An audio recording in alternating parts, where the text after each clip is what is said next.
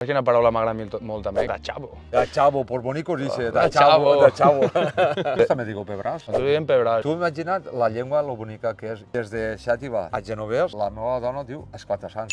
I diuen molletes. Tu saps el que són molletes? No. Cacau. En canals, tomaco. Claro, eixa també és mítica, Motos tomato, en genovès tomaca. És que n'hi ha moltes paraules que... A mi m'agrada dir que al final lo único que té el valencià és que cada un el parla d'una manera, però al Que final sí, tots m'ho entenguem. Hombre, per supost. Això és bonic. També seria que no l'entenguera. I la fem més rica, la llengua crevillent, que són els últims pobles que parlen en valencià. Pillem frontera castellana, ja van mesclant. Jo estic enamorat de l'idioma de la Canal. Las mujeres cuando pisan, se lo torcan en un drapo. Y los hombres cuando pisan, dos espolsones al saco. Per què eixe amor de cara a la nostra llengua? Hombre, perquè és la meva llengua. I si no l'apoyem nosaltres...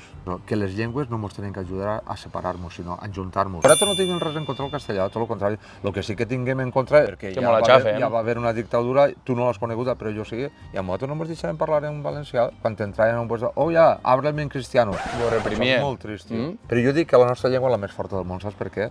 Perquè després de 300 anys tocant-nos l'arpa, encara parlem. Sí, senyor. Que això és dur. Home, clar. Que és bonic. A mi m'han dit moltes vegades, habla espanyol, que en ese idioma no llegaràs a ningún sitio. Pues mira, resulta que sí. Sigueu la llavor del dia de demà i sigueu els que tingueu que grillar, que en castellà diuen germinar, que cantava el Raimon, qui perd els orígens per la identitat, i això no té que un sentit.